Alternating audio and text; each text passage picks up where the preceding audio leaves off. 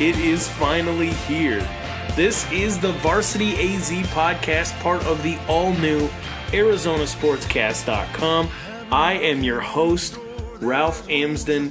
If you are a fan of high school basketball, high school football in the state of Arizona, you got your start here, or you've got kids playing here, this is the show for you. Me and my friends from ArizonaVarsity.com and from a whole bunch of other places all across the valley are going to bring you stories, interviews, news, debate, hot topics, whatever it may be. If it's going on in Arizona high school sports, we're going to be talking about it on here. If you are not familiar with me, again, my name is Ralph Amsden. I got my start in the state of Arizona before I was ever a reporter on the mean streets of North Chandler, where I ultimately went to Chandler High School, played football poorly, played basketball poorly, ran track, a little bit of volleyball, wrestling, soccer, whatever I could try, I would try, but where things really caught on for me was at that student newspaper, the Wolf Howl, where I figured out that tackling Terrell Suggs wasn't really the thing for me. Talking about Terrell Suggs was a little bit more in my wheelhouse. And so I got my start in sports journalism as a student at Chandler High. Went on to go to school for broadcast journalism as well as English literature. Ended up initially sticking more with the English literature side. Taught junior high and high school for a few years before I ultimately decided to try to pursue sports reporting full time. And so in 2012, I started a website called ctownrivals.com. It just covered high school sports and alumni athletic news in the city of Chandler, Arizona itself. That website took off, and in its third year, it gave us the opportunity to expand into covering high school football across the entire state. So I started a website called ArizonaHighSchoolFootball.com, started covering the entire state, and then by year 4, the fine people, John Perryman at ArizonaVarsity.com, decided to not only bring me on, but basically gave me the reins to the site. And all of a sudden, me and my crew were writing and crafting stories and making podcasts for a Rivals affiliate. And I'm still the owner of ArizonaVarsity.com, where we talk recruiting news, rankings, break stories, and more. And then at the same time, I also got my shot to cover Arizona State University for DevilsDigest.com and was the managing editor there for a couple of years and the lead recruiting reporter for the last 2 years. At the start of 2019, I got together with my people. We decided to push our luck even more and move even further into the future, which we believe is sports podcasts. And so we started ArizonaSportsCast.com with the intent of having dedicated podcasts to all of the different subjects that we love to cover, whether that be the Phoenix Suns, the Arizona Cardinals, the Pac-12 in general, or the thing that really helped us gain our foothold and get our start in the first place, high school sports right here in the state of Arizona. So this podcast, the VarsityAZ Podcast, is one of the ones that I'm absolutely most excited about having as part of ArizonaSportsCast.com. If you are interested in helping sustain this podcast, in helping us create something that we feel could be of great value to the high school sports community, make sure and reach out to me at ralph.amsden@gmail.com. Would love to have conversation with you about potentially partnering with us or what a sponsorship role might look like. Help us, help your business, help us, help the Arizona high school sports community, help us tell some stories and keep this great tradition of high school basketball, high school football in the state of Arizona alive. So the point of this show, the VarsityAZ Podcast from ArizonaSportsCast.com. The entire point of this is basically an excuse for me to hang out with some of my friends, Chili, Cody Cameron, Alec Simpson, Chris Eaton, Greg Rosenberg, all of the people at Sports 360 AZ, everybody that I've met that works for the different regional newspapers that still exist. Support your local newspapers.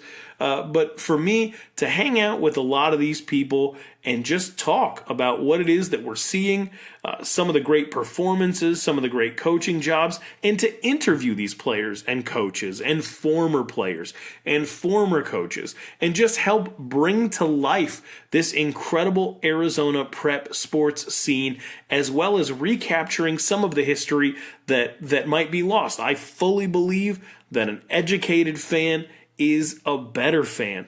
And the other thing that I really enjoy, even though I've had an opportunity to cover college, to be around pro sports and pro athletes over the years, is the purity of high school sports is still there. We might not necessarily be playing for our neighborhood schools anymore, with the advent of social networks and the actual neighborhood that exists is exponentially larger than it used to be.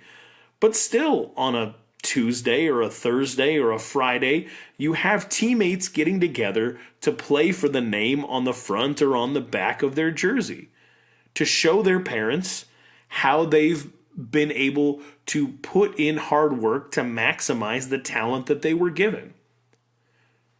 To have a school community pour into a group of kids and invest in a group of kids their time in order to teach them the right way of doing things on and off the field, so it might translate into success on and off the field or court. I love those things. This is going to sound strange, but one of my favorite things in the entire world to see is to see a high school athlete make a mistake. Now, I don't actually like to see them screw up, but I do like to see the process that comes out of a mistake. If it's a vital situation with just a few seconds left on the clock in the first half, and a girls basketball player passes the ball directly out of bounds and gives it to the other team, goes and sits on the bench and sulks and her shoulders slump and she's looking straight down at the floor. And then all of a sudden 8 teammates are in her face saying, like, you've got this. You picked me up when I was down. We're going to do the same for you. Same thing on the football field. A quarterback throws a bad interception. They come over to the sideline. There's 18, 20 guys all banging on their pads saying, like, you'll get them next time. That's the type of thing that exists very rarely in society beyond the sports environment. And rarely does it exist in a more sincere environment than the high school sports environment. I love to see the way that people deal with adversity and the way that communities come together to pick each other up. I feel like as a society, we've fallen out of practice with things like that. We watch people make mistakes, we watch people fall to their knees, and we expect them to pick themselves up. The truth is, we all need somebody to have our back. We all need somebody to understand that we're all on the same team when things don't go our way, that can come and pick us up when we fall in hopes that we're going to do the same thing for them. I think that high school sports goes a very long way to teach kids so much about what they're going to need to know to make it in this world. And over time, I've seen it in my own life and in the life of all of my friends and in the life of adults who should know better all over the place. We forget. We're on the same team. We're supposed to be here to pick each other up when we fall. And so the whole purpose of the VarsityAZ podcast, it's not always going to be pretty. It's not always going to be fluff stories. Sometimes there's real issues. Sometimes there's things that myself or Chili or Brett Quintine or whoever else I have on are going to want to see changed in the environment of high school sports. But the whole point is that we understand that we're here for the kids, that other people are here for the kids, that we're all on the same team, and we just want to see things improve. So sometimes we'll debate things. Sometimes we'll give people praise for good things that are going on. Either way, the whole point of this show is just to make sure that we are always celebrating and edifying the good that is out there with Arizona high school sports. And when we're focused on something that could be different or could be better, that we never get lost in sort of the minutia of how bad something is without talking about a way that it could potentially be improved. And that's going to be it. That's going to be the VarsityAZ podcast. Hopefully It's something that you can find enjoyable, that you can listen to, that you can find some entertainment in and some escape in, and hopefully it's something that we can do to give back and to honor a fantastic high school sports community that has given us so much in allowing us to cover some of these great athletes over the years. So, with that all being said, what you can expect from this show, we're going to have coaches on. We're going to have players on. I'm going to have my crew from Arizona Varsity. They're going to be on doing different segments all the time. Greg Rosenberg will be here to talk basketball. Chili will be here to talk football. Cody Cameron and Alec Simpson are going to be doing a lot as far as recruiting. If a regional story breaks and a reporter writes something really great, I'm going to try to have that reporter on to expand on whatever they're talking about. If some type of hot button issue or scandal pops off and you want to hear more from that coach and they're willing to come on this show, I'm going to have them on this show. And so you can just expect that whatever is going on in the high school sports world, if that's something that you're interested in, is going to be something we talk about from week to week on the VarsityAZ podcast. So that brings me to our very first segment. The very first time I'm ever going to throw to a segment on the VarsityAZ podcast. I'm excited about it. With the one and only Chili, who has been by my side for 6 years. He reached out to me one day, asked if we could meet. We met at a Red Robin, and he just flat out said to me, I want to see these kids succeed. It looks like you want to see these kids succeed. I'm going to go everywhere you go, and we're going to see what we can do together. And I remember thinking at the time, well, that's odd, but okay. I'll take you up on it. And Chili has been one of the fiercest advocates for Arizona high school athletes over the last 6 years. It's been an absolute pleasure to work with him. He runs justchili.tv, his YouTube channel, where he highlights different athletes and coaches all over the state, as well as his Tuesday two-piece web stream that he does for ArizonaVarsity.com. You can find that on Twitter every Tuesday at AZHSFB on Twitter. So without further ado, I bring you the Throwdown, the hottest topics from the week in high school sports with Chili.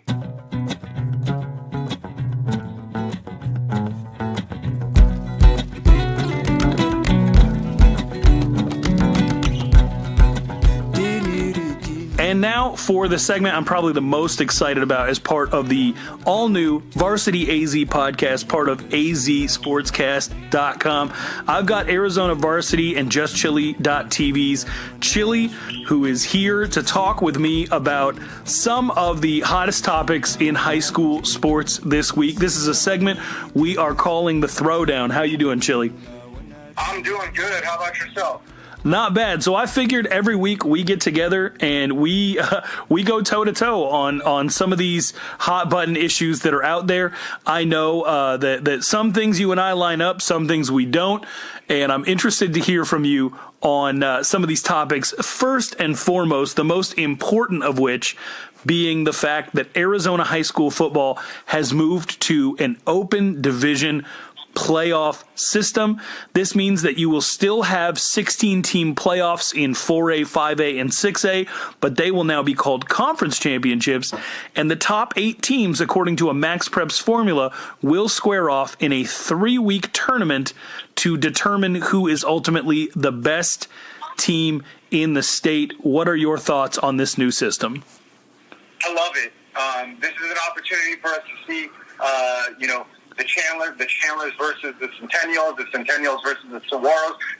We're no longer going to be talking about, if those games are possibilities, those games are going to become a reality.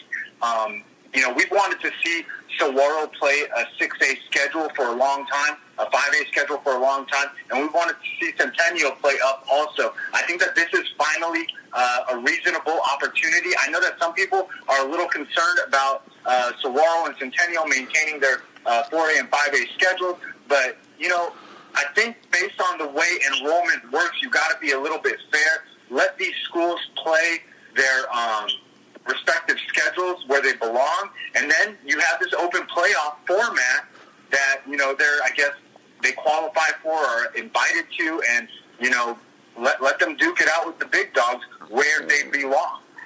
I can stomach the open division playoff at the end of the season. I can stomach that 3-game tournament to figure out who the best team in the state is.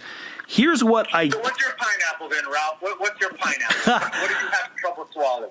Well, the thing that I don't even want to be in the same room as are 16-team tournaments in 4A, 5A, and 6A at the end of the season where 6 or 7 of the teams are 500 or below. That's what I don't want any part of. It's already absurd but Ralph, now we are going to get an opportunity to see Anthodius Ashley and Isaiah Kellum and some of these kids take their 7-3 teams that should have been in the playoffs into the playoffs. You're right. We also might see those teams still get screwed over for the simple fact that you might have Fairfax be the number 20 team in all of 5A because somebody went 3-7 in a really tough Gilbert region like a Maricopa or something like that. So it doesn't guarantee that those 7-win teams are actually going to get into the playoff. It just guarantees that the people who have PowerPoints and played a tougher schedule are going to be rewarded for it. And some of these teams don't belong. Basha went to the playoffs 2 years in a row at 3-7, only to lose by 50 in the first round. Do you think that if they played the number 5 team instead of Chandler, that they would have been close?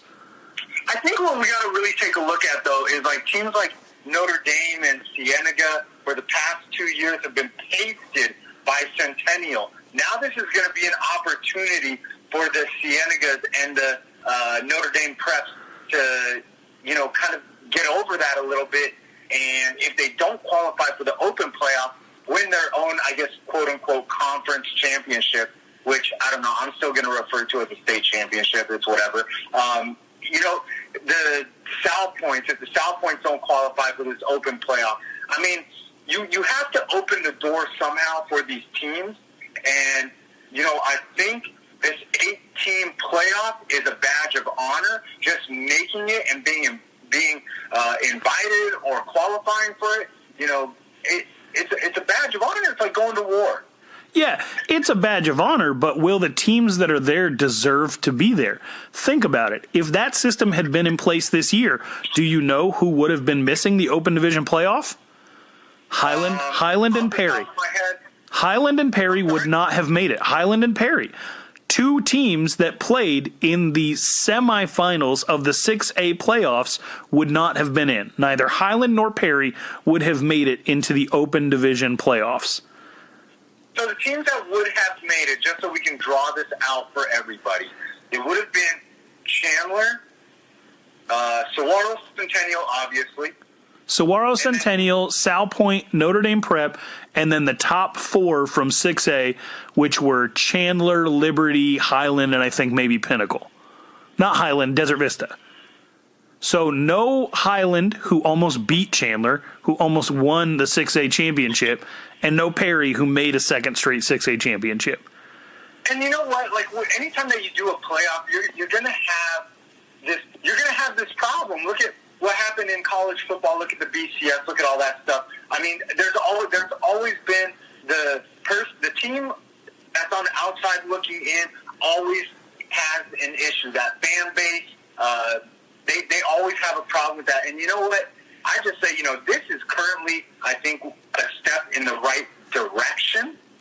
And I think that we have to absorb it and embrace it. And one, we're not really being given an option on absorbing it, so we have to embrace it.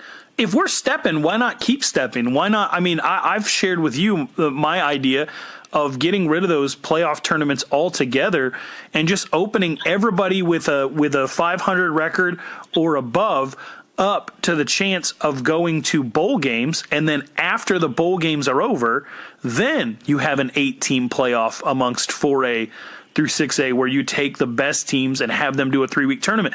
Because as it stands right now, 48 teams go to the playoffs. That is now expanded to 56 teams are going to a playoff from 4A through 6A. So almost a third of the teams in those 3 divisions will be playoff teams.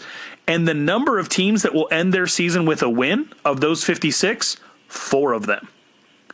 If you move to a bowl game system and you take the top 50 teams from 4A through 6A, so long as they have at least a 5-5 record, so you're not stuck with 3-7 teams getting bowl games, then you have at least 25 teams who end their season with a win, which could make it a real special season, and then you take the top 8 and have them throw down in a tournament.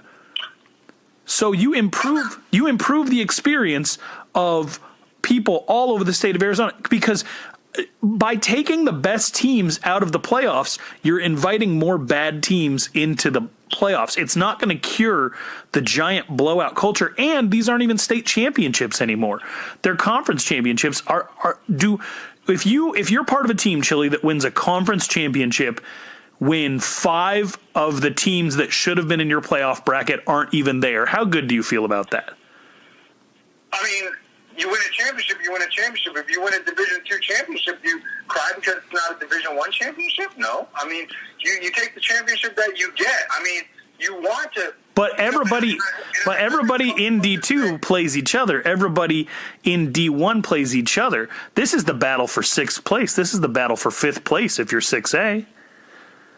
I mean, I've heard a few coaches say that, they would rather play in the open playoff than play in their own, conference playoff or whatever. And I get that.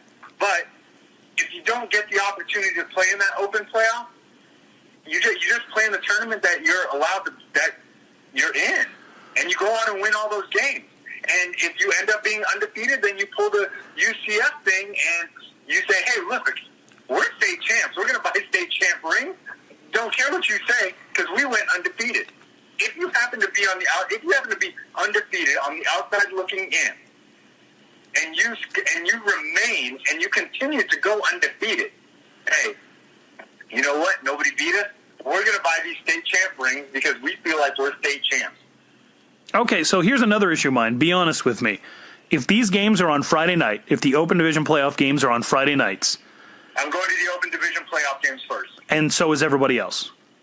Yeah. So the conference champion teams are most likely going to lose some coverage. But and I say this because the ArizonaVarsity.com has a very, very good and knowledgeable team.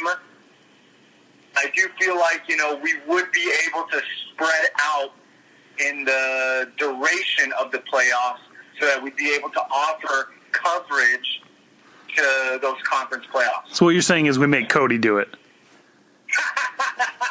I mean, we got Alec Simpson too. And all right, so Hayes the rookie by making him go to a semifinal game between a 5-5 Desert Ridge and a 4-6 Boulder Creek. Awesome. So then here's my last question. The AIA has had enough trouble finding enough sites to play these championship games without adding another one to the mix.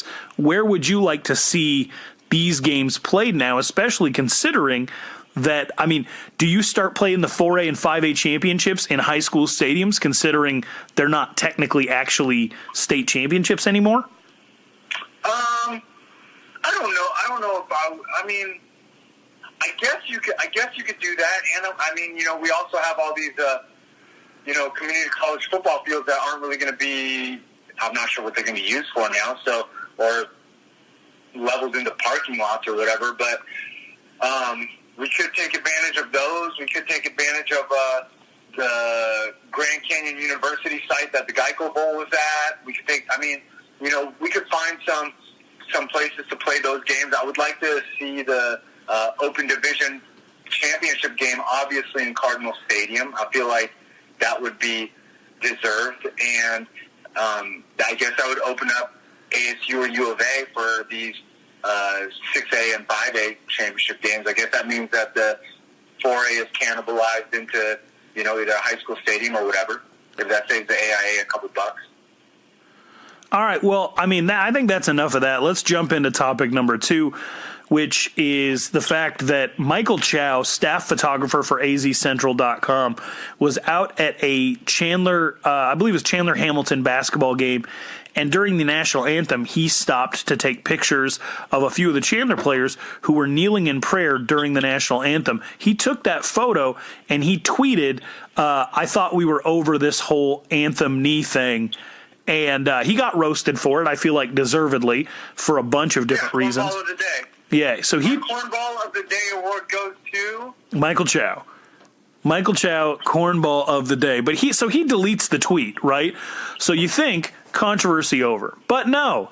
Richard Obert takes the opportunity to take that photo and write a story about how these kids are protesting. Now, very clearly, this photographer set out to exploit and make fun of these kids for his own notoriety and for social media clout, and it was capitalized on by the high school reporter at the Arizona Republic so that he could also get some clicks and clout off of what is a very hot button issue. My biggest worry in this situation was you could have some Looney Tune look at what these kids are doing and decide that he wants to head to a Chandler High game, heckle these kids, or potentially even worse. We live in very strange, very dangerous times. So I really felt like they were putting the kids in danger for what was essentially their own just short-sighted attempt to be relevant that day. I was wondering what your take was on it, because that's the angriest I've been in 2019 so far. I'm all about, the education and the development of the student athletes. And I feel like I know the Chandler campus, coaches, administration well enough to know that the kids are educated in what they're doing. They wouldn't be allowed to do something blindlessly or recklessly. That any journalist would do that is disappointing. And I've been on the sidelines like all season long, and I've actually seen some cheerleaders taking a knee and stuff during the anthem, and seen some players, taking a knee and stuff like that. I just never brought attention to it. And if we're over it, if we are quote unquote over it, how are you tweeting out a picture about it? If you're over it, let it be. You're the journalist. Right. And yeah, number one, who is we in the situation when we say, aren't we over this?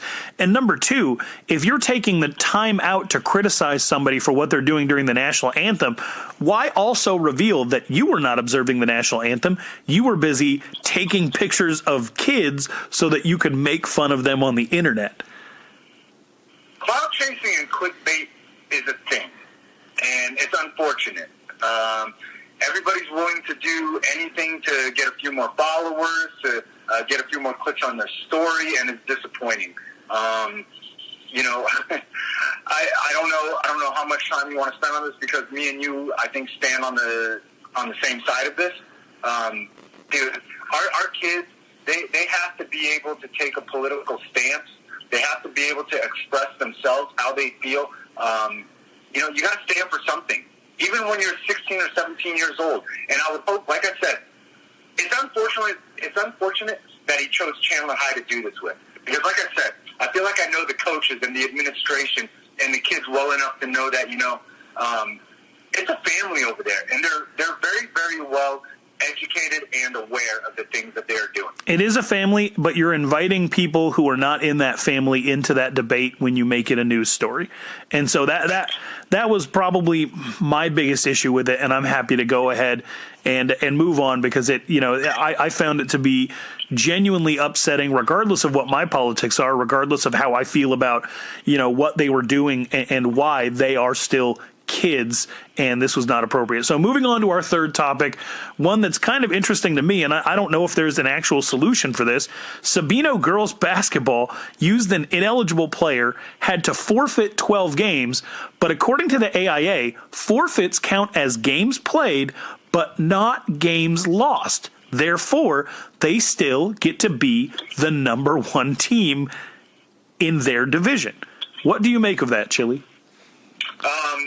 Disappointment. I've talked to David Hines. I've had conversations with David Hines. I know that he's very, very well educated, and I know that at one time he was an administrator at one of the schools out here. The definition of the word forfeit by verb: lose or be deprived of as penalty for wrongdoing. Lose being the key word. As a noun, a fine or penalty for wrongdoing or for a breach of the rules in a club or game. So this isn't a penalty. Adjective, lost or surrendered as a penalty for wrongdoing or neglect. Now, verb, noun, or adjective, no matter how you choose to use the definition of forfeit, the common theme seems to be lose. And by not awarding a team a loss for a forfeit is disappointing. Now, and so maybe the better term for it would be it's a no contest, but it still counts as a game played. So, I mean, that can't be it either, I feel like.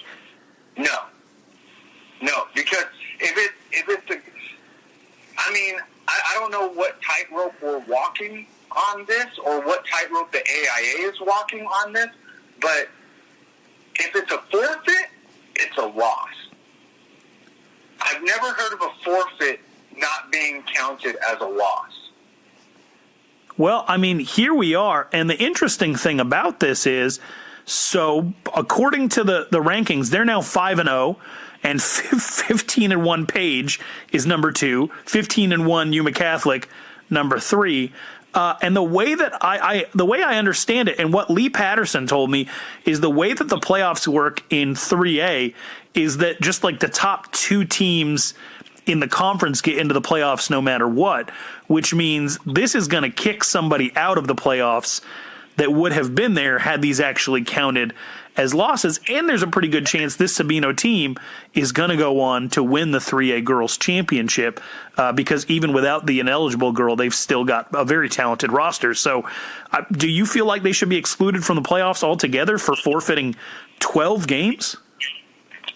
I mean, if you're taking 12 losses and that kicks you out of the playoffs, I'm sorry. Like, you use an ineligible player. I mean, so here's my question. What is to stop a team from going out and dressing Diana Taurasi as a high school basketball player for 10 games and then self-reporting the violation when they're 10-0 and then getting to retain the number 1 spot? Why wouldn't everyone just go out and play an ineligible player? And that's what I'm saying. Like, I mean, there's rules for a reason, and players are deemed ineligible for a reason. And by using those players, because I remember during football, when there was a situation also with the AIA that if a player would have dressed, the team would have had to forfeit those possible victories. That would have kicked that team out of the playoffs because those forfeits would have been a loss. Yeah. I mean, this is why is it purple on one side but red on the other? You know, like I need more clarification. I'm not sure, and this wasn't even the first violation of the year, I believe, for Sabino girls basketball. It definitely was not the first violation of the last couple of years for Sabino sports. I think they temporarily took away a Sabino baseball title last year. So it'll be interesting to see what happens from here. If there's a way to skirt around the rules, people are definitely going to do it. That brings us to our last topic, and this really isn't one that's up for debate or discussion between you and I. I'm just curious. We're headed into 7-on-7 season. You know, we could get into whether 7-on-7 is useful or not. We could talk about all that. I just want to know some of the players that you're excited to get out and see this year. Obviously, I'm just going to start with the youth. Some of my 2022 kids that I really want to see, Ridge Dutchikal, Rolex Ridge. I know he's playing with the Forest Football Academy. Also, Devin Brown, the young gunslinger from Castile. Both of them are playing for Forest Football Academy. I can't wait to see them. Jalen Daniels, the 2022 kid, the quarterback from Chandler High. I know he's with I believe it's OTB. I want to see him. Trayson Bourget and Bear Milichek. Trayson's the 2022 kid. Bear Milichek's the 2021 kid. Currently, he transferred from Brophy. He's currently playing at Boulder Creek. And Trayson's playing with South Point now. I'm super excited to see them playing for Tucson Turf. Pierre Taylor, Zach Lewis, they're playing with 2020 Elite. 2 athletes over at Hamilton. I think that, Hamilton is back on their way up, obviously led by Nick Arbe and Brendan Rice. I think that team is going to be fully loaded. They got Jeremiah Trojan, all those kids. So those are some of the kids that I'm super excited to see in 7-on-7s. Without going into, like, obviously, like, the bigger names like the Will Shafers and the Lathan Ransons and stuff, but those are some of the young names that, I'm really excited to see coming out of our state. And I know there's a couple of other teams out there, but they haven't touched base with me yet, so I'm kind of just waiting. Well, this is going to be a fun weekly segment. Chili, I appreciate your time. This has been the Throwdown, part of the VarsityAZ Podcast, which is a podcast on the all-new ArizonaSportscast.com. Thanks a lot, Chili. Later.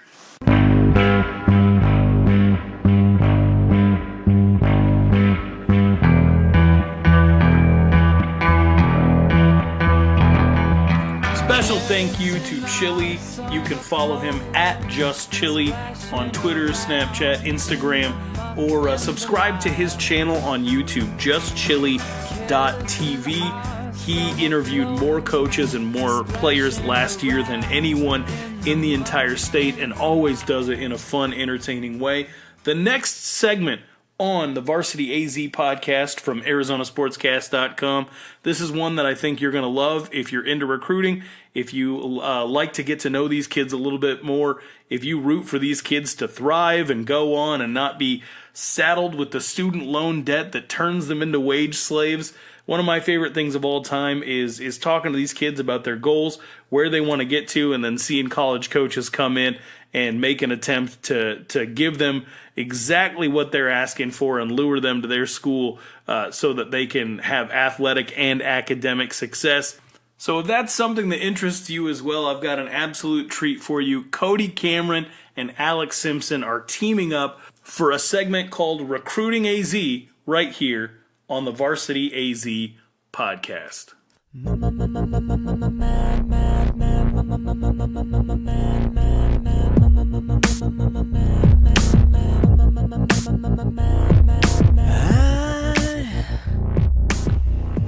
Brand new segment for a brand new podcast. The VarsityAZ Podcast welcomes Alec Simpson and Cody Cameron for their Recruiting AZ segment. I'm super excited about this. These guys definitely have some huge credentials. If you're familiar with the work over at ArizonaVarsity.com, you're definitely familiar with Cody Cameron. I'm excited to bring Alec Simpson on board. He's got a really unique view on what's going on here. So I just wanted to take a chance for you guys to introduce yourself, talk a little bit about how you kind of got to this point and what you hope to accomplish with this segment on the VarsityAZ Podcast. So, Alec, introduce yourself to the people. Right on. How's it going, guys? I'm Alec Simpson. I'm from Pacific Palisades, California, right off the coast there, right in the middle of Malibu and Santa Monica. I kind of have a unique perspective on this. I was a former Division I athlete, signed with the University of Nevada out of high school, out of Palisades High School. And came across Ralph because he was working with the Mountain West Network up in Wyoming. So was lucky enough to come across this opportunity after transferring to Arizona State and finishing out my communications degree here with the Hugh Downs Communications School. And I'm lucky enough to be part of this team and excited to cover recruiting here in Arizona. And Cody, you gave me a ride back to my car because I did a really bad parking job at Cienega High School, and it's turned into like a year-long partnership. Tell the listeners a little bit about where you're coming from. So I'm Cody Cameron, 23 years old, from Hollister, California, which is about 30 miles south of San Jose, California, near the coast of Santa Cruz. And, man, I'm just a football kid, born on the football field. Dad's coached high school football for 30 years in the South Bay area, about 26 years as a head coach for the Hollister Hay Balers, which, by the way, best mascot of all time, the Hank the Hay Baler. It's good. It's good. Born into that environment, and three-sport athlete growing up, played football, basketball, ran track, big advocate for multi-sport athletes. And like I said, man, I just eat, breathe, and sleep football. Went to NAU for my undergrad, was an NAU lumberjack. Was in the School of Communications for 4 years, had a background in TV and radio up there, covered the Big Sky Conference for football, basketball, and soccer, and for TV and Fox Sports Arizona, and then came down here after I graduated, and like Rolf said, man, I was just kind of covering high school football and covering some recruiting soon. Met Rolf at Cienega High School, and we had that car ride, got to know each other, and then the next day I was on Kevin McCabe's radio show with him and Chili, and it's been over a year now, man, and it's just been an absolute blast and a blessing working with this crew, and it's a really good thing we got going on, especially out at Alec now, and it's a blast. Yeah, man, I'm just excited to always be surrounded with people who have that mindset of, wanting to do this for the kids and wanting to make sure that the kids have an opportunity to thrive. A lot of people might not know this about Cody Cameron, but he generated 9 turnovers as a senior, and I got some serious respect for that on the defensive side of the football. So, basically, the goal of this segment is to help people get familiar with different recruits all over the state of Arizona, to talk about the recruiting process, bring you insider information as well as best practices. I think that there are a lot of recruiting reporters out there who always want to try to get the scoop and to try to get that information out there as quickly as possible so that they can get some clout.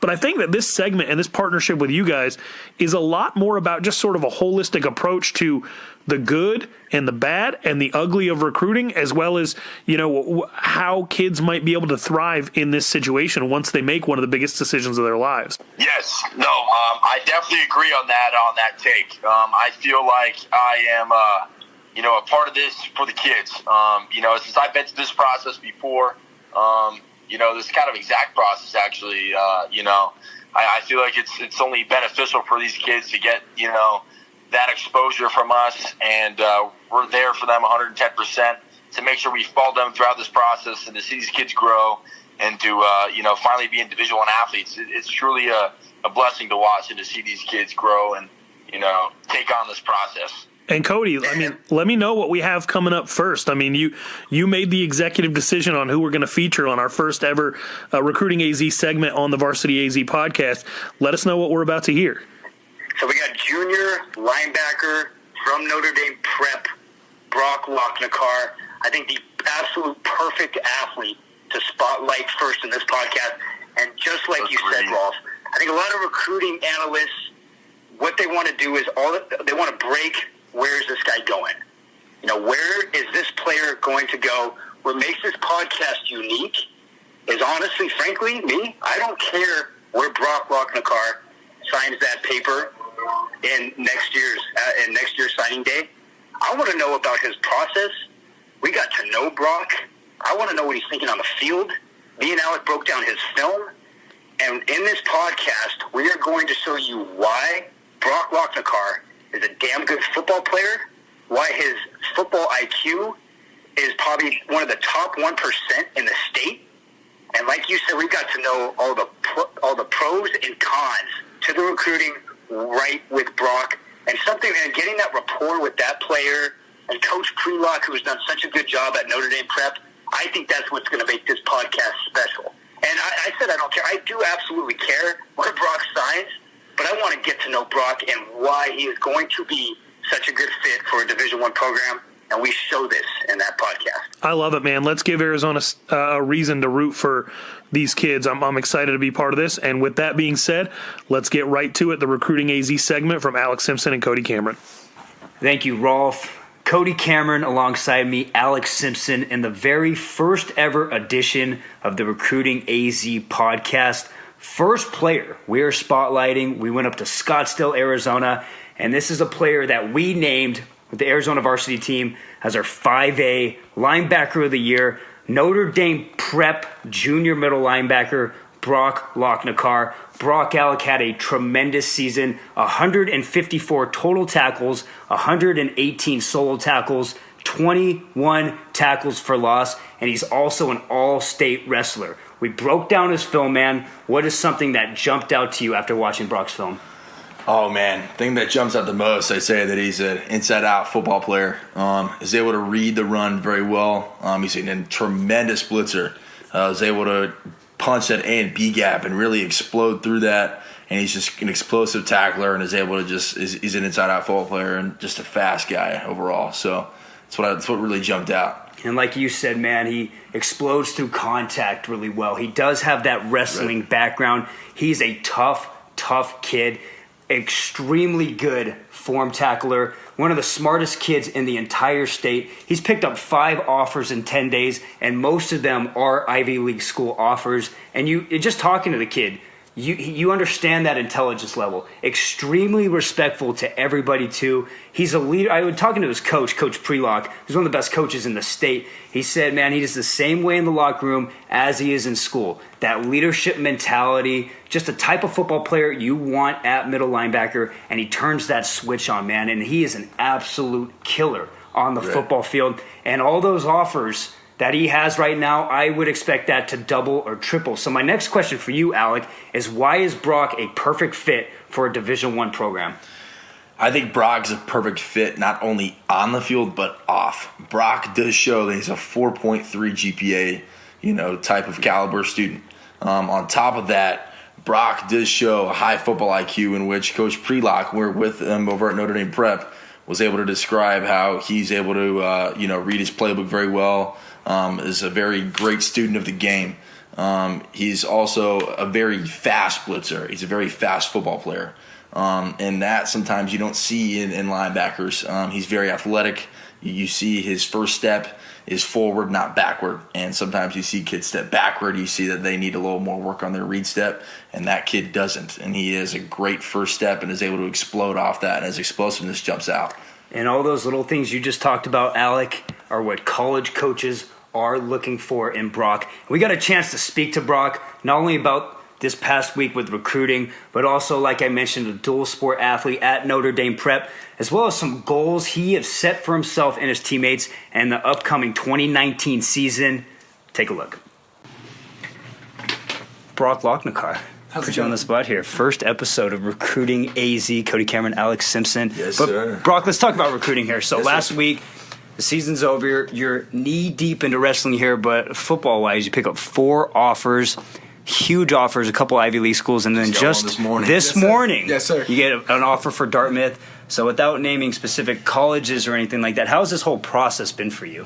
Oh, it's been so awesome. I mean, I'm just so blessed to have, great coaches around me and, just people at my school to kind of help me and, push me to kind of be the best. It's been anything I could have ever asked for. It's awesome. Brock, you guys come into a defense, and when you enter your junior year, that lost 13-14 of its top tacklers, a team that went to state the previous year, and then you guys have a season like you just did, making it to that state game once again. Is that something you and your teammates expected going into the season? Honestly, I didn't really have any expectations. I feel like most people on the team didn't. We just kind of took each victory for what it was, and then we just kept moving forward from there on out. And it was definitely a great ride, and I had such a great time just being able to play every game that I could possibly have played. And so the season ends, and all these accomplishments you start writing down. You become our 5A linebacker of the year, and you get all these accolades, and you head into wrestling season here. And you just talked about some role models you had, some of your coaching staff, some of the guys that you played beforehand. How much did that help you throughout your junior season? Oh, it's helped me so much because I've just seen these people all around me just constantly working hard, such as Coach Prelock or Coach Smith or Coach Young, just constantly working for us. That it really motivated me to keep working and to not take anything that I'd gotten for granted and just to push harder.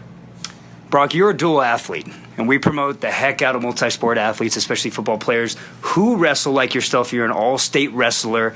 How does wrestling help you on the football field? I feel like the whole just using your hands a lot and kind of being able to balance your weight and really that kind of aggression with wrestling has really helped me in football playing middle linebacker. When a lineman will come and try to block me, that kind of just the basis of wrestling to kind of get him off me, I feel like benefits me a lot, and just that mental aspect of just kind of getting what you want. Brock, what's your GPA? I have a 4.0 unweighted and a 4.1 weighted GPA. So when did that start, man? Because to get these Ivy League offers, not only you have to be a really, really good football player, you have to do the other part of that, which is your schoolwork. Yes, you got to be student first, and that's something that you've obviously done. Did that start at a young age? Your parents get on you about that? Your coaches get on you about that? Have you been successful in the classroom? I mean, ever since I was in about middle school, my parents have been really kind of drilling into me that I need to get into a good school, and always since the beginning, I knew I had to have a very good GPA to kind of push to where my goals wanted me to be, because I knew not always would athletics be able to push me just in case I got injured or anything. But luckily, I've been able to keep playing sports and keep my grades up, which is just the best thing possible. Brock, you are one of the rarest athletes in the state because you've been trained by UFC fighters at a young age. That is pretty cool. I remember reading that story and was like, this is insane. It's incredible. And I've seen Brazilian Jiu-Jitsu, UFC, a ton of different styles of fighting. Who are some of these UFC guys that you've been able to work out with and been trained with in the offseason? So this past offseason, I've been able to train with some very good fighters, such as Paulo Borrachina. He's a currently undefeated fighter from Brazil, and he came up a couple months ago to train a little bit, kind of get some wrestling down, and I was able to help him out for his upcoming fight. Henry Cejudo is a very good family friend of mine, so all of the people in his fight camp I'm very close with them and my family. And another local fighter such as Bruno Boldoguino or Benny Madrid, who used to be a big fighter around here. They all kind of help shape what I would kind of consider myself, and just being able to get that aspect down and just never giving up. That's awesome. And especially at a position like middle linebacker, and then never giving up, all the smarts, all these tangibles you have to have. Exactly. And so Brock, I know it's early. It's January 2019. So, but what are some goals that you set for your senior season next year in this Notre Dame Prep Saints uniform? So for my upcoming season, I would like to, first of all, set the goal. I would like to become state champs next year for me and my team. I feel like the people on my team really deserve it with all the work that we've been putting in. And then after that, I would like to get 170 tackles next year. That's been one of my goals. I've been thinking about that. And to not get injured, because I had some injuries I had last year, and I wish that those don't happen, but I don't want to sacrifice any of my playing with worried about being injured. So I just want to be able to play to my max potential and hopefully get a Defensive Player of the Year for the state. That'd be really cool. Brock Locnikar, junior linebacker, Notre Dame Prep Saints. 5 offers in about 10 days. I'm sure more to come. Thanks, Brock. Thank you. Thank you so much. Thank you for your time, brother. Oh, yeah. Thank you, guys. Yeah, all right, man. Thank you. That was awesome. Yeah.